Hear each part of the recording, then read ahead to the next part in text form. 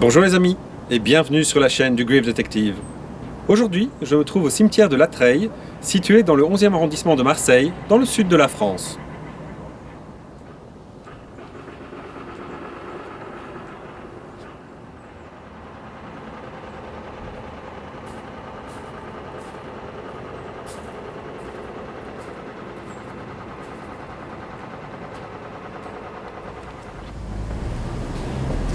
La tombe qui nous intéresse aujourd'hui est celle du soldat David Magnan.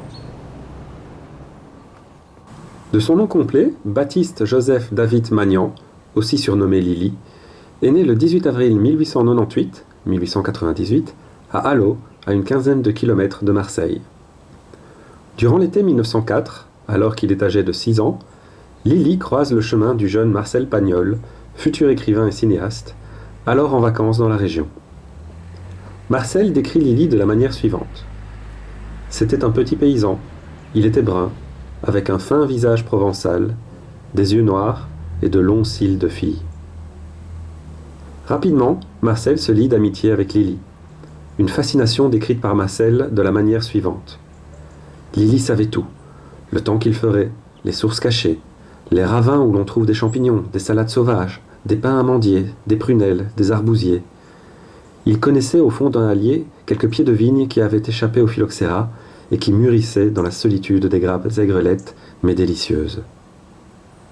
En 1918, Lily est appelée et envoyée au sein du 43e régiment d'infanterie coloniale. En 1918, ce régiment est déployé dans la région de Reims, où il défend la côte 240 et le massif de Vrigny du 1er juin au 26 juillet, au début de la deuxième bataille de la Marne.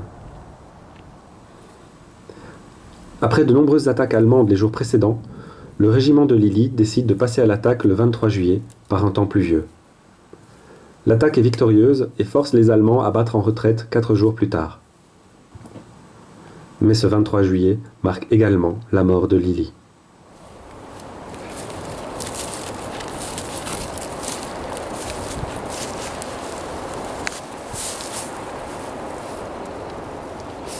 En 1917, dans une noire forêt du Nord, une balle en plein front avait tranché sa jeune vie.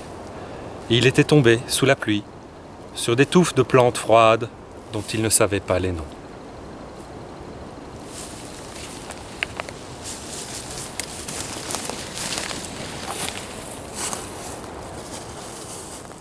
Marcel Pagnol décrit ainsi de manière émouvante, mais en mentionnant une date de décès incorrecte, la mort de son ami Lily Lebellon.